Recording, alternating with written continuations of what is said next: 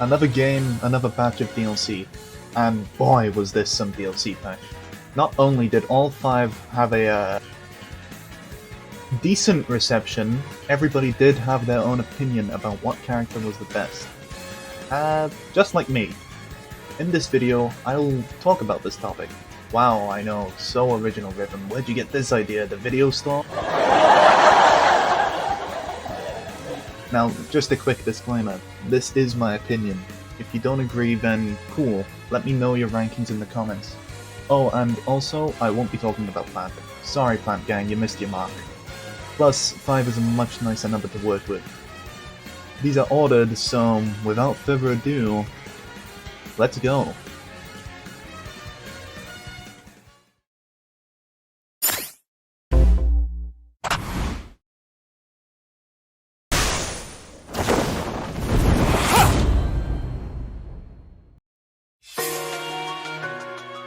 What a surprise! The Nintendo YouTuber says Byleth is the worst of the pack.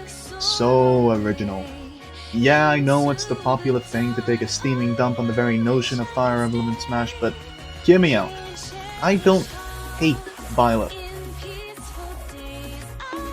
Now let me explain. I think Byleth is a cool addition to the cast, and they're really fun. The gimmick of switching weapons for different attacks is a neat concept, and I think it perfectly represents the Fire Emblem franchise. Hell, I'd say Byleth is the perfect Fire Emblem rep, as it actually uses the weapon triangle, an integral part of the series. That being said, I'm judging it off their content, and Byleth feels dry. Her stage is okay, and her music is fine. The issue is that her music isn't original to her stage, as it's grouped up with all the other Fire Emblem anthems. Plus, the issue of her being Fire Emblem is trivial. Yeah, she's unique compared to the others, but it's hard not to be disappointed with their inclusion. They're, what, the 8th Fire Emblem character in the game? Overall, she's not terrible, but they're my least favorite out of the bunch. And even though I still like them and still think they're a good part of the roster, let's be honest, we would have preferred someone much more interesting to fill her space.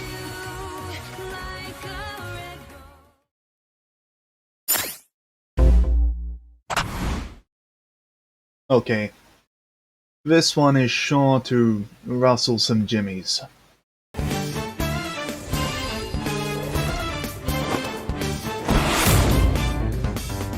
What's that ominous glow in the distance?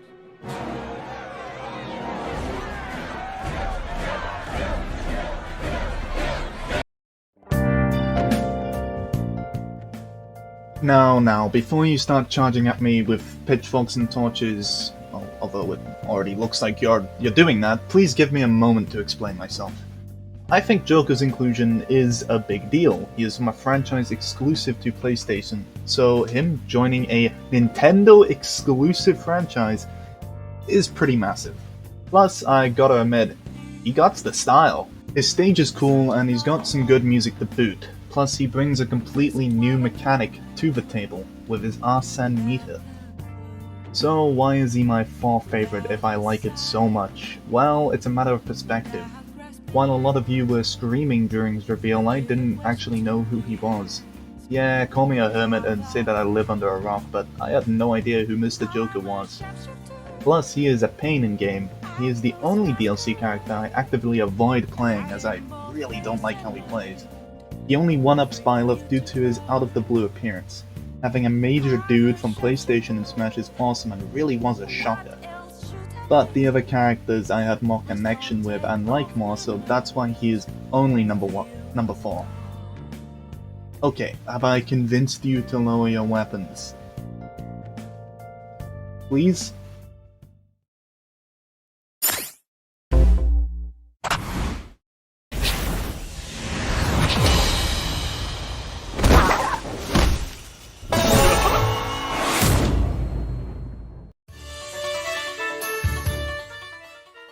Ah yes, the bird and the bear, probably the one character that made the entire internet explode with hype.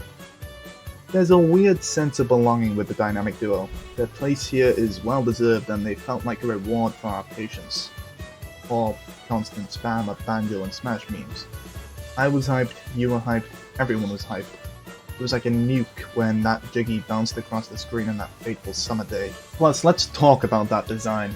It embodies everything about Banjo and Kazooie perfectly. It's full of energy and it's artistically cartoony. Plus, their animations scream character. Their music is awesome too. The fact that they managed to make Pop Goes the Weasel into fight music is genius. Plus, they got goddamn Grant Kirkhope to come and compose some tracks. If that doesn't show love, then I don't know what does. So, why are they so low, I hear you ask? Well, let me explain. Firstly, I'm not a huge fan of their gameplay. It's kinda spammy with the over-reliance on projectiles. I'm not a zoner kind of guy. Plus, their stage. Now, don't get me wrong, it looks awesome. It's nice to see Spiral Mountain in HD. But is it just me, or does it make you really dizzy? Overall, Banjo is awesome. But there are some kinks that need fixing. It was so close to perfect, but compared to the next two, yeah, sadly the duo do not hold any candle to them.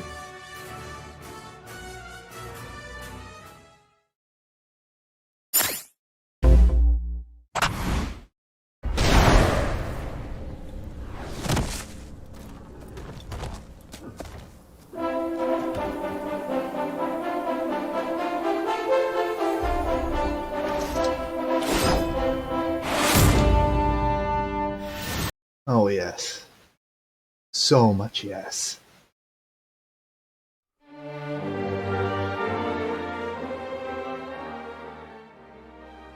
The hero is the embodiment of destroying expectations and going further with it.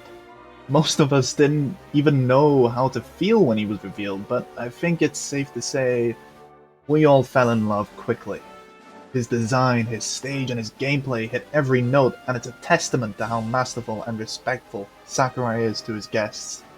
It's insane how well their home series was represented in one update. Plus, it was long overdue.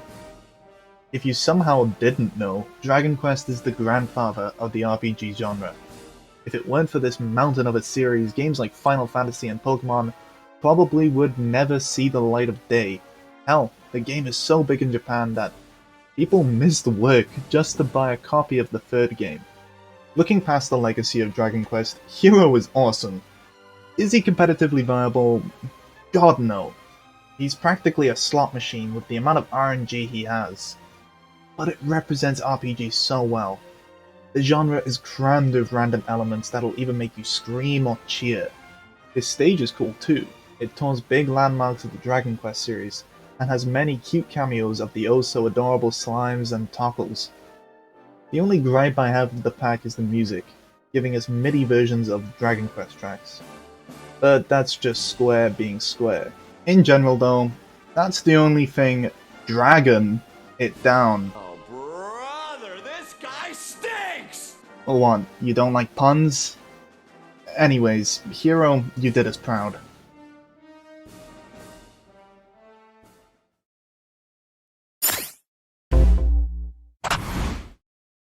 Oh, come on.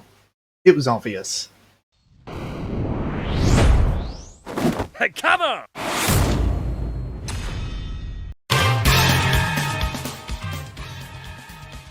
I mean, wow. Not only was Terry one of my most wanted, but my god is he perfect. He hits every single feasible note for me and more. His music, his stage, his design, and his gameplay were just pure perfection. What the hell happened? How did one character get represented so well in Smash? Was it because of SNK's legacy? Was it because of Sakurai's pure love for the company? Who knows, and who cares? What I do know is that Terry is perfect. His stage is an official imagination of the infamous walled-off stages we've been making since Brawl. His music is unlike any other, boasting a more than impressive 50 tracks. 50 tracks! And not to mention how most of those are remixes! Terry himself is a joy as well. Take the formula of Ryu and Ken, but give it the Bogart flair. He is the first ever Smash character to be giving us back special even. Not to mention, he is the most quotable dude ever. Okay! His special moves add more flame to the already blazing pot of pure SNK goodness. Seeing Buster Wolf and Power Geyser being a part of his normal moveset is still mind-boggling. Even his trailer was great. Seeing so many characters I knew and loved trying to grab that invite was hilarious and pure fan service. Thank you, Nintendo, for making Terry something insanely special, and he is by far and large my favorite out of the DLC bunch. And thank you for watching. If you enjoyed, be sure to leave a like. It's a great inspiration, and if you'd like to see more, consider hitting the sub button. It means the most. So on that, thanks again, and have an awesome day. Peace.